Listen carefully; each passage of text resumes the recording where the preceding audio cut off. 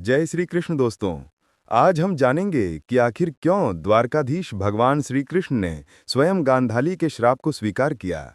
एक माँ का आक्रोश, एक भक्त का समर्पण और ईश्वर की लीला का अद्भुत सत्य, इस कहानी में छिपा है धर्म और कर्म का गहरा रहस्य। तो बने रहिए अंत तक। कुरुक्षेत्र के महान युद्ध में जब कौरवों का अंत हो गया, अर्जुन के तीरों से महान योद्धा कर्ण शरणागति पाकर भी वीर गति प्राप्त हुए। भीम के गदा प्रहार से दुर्योधन धाराशायी हो गया और 100 पुत्रों के वध के बाद हस्तिनापुर में मातम पसर गया था।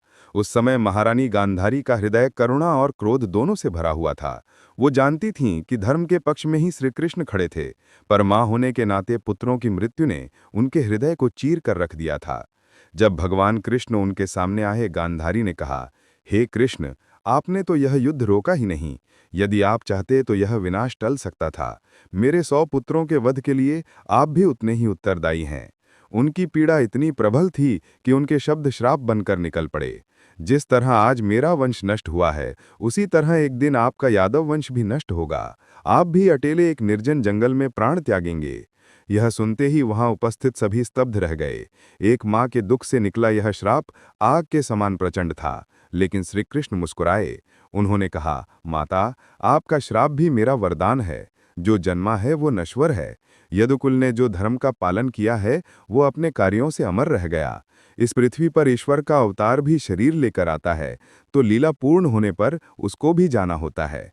कृष्ण जानते थे कि यह कार्ययुग की शुरुआत का संकेत था। उनका अवतरण केवल भक्तों के कल्याण और धर्म की स्थापना के लिए था। उन्हें यहाँ सदैव नहीं रहना था। श्राप वास्तव में उनकी दिव्य योजना का ही हिस्सा था, क्योंकि कृष्ण कर्म को सर्वोच्च मानते हैं। उन्होंने स्वयं कहा है, कर्मण्येवाधिकारस्ते मां फलेषु कदाचन। हर कर्म का फल अवश्य मिलता है। युद्ध में यादवों ने भी अत्याचार किए थे।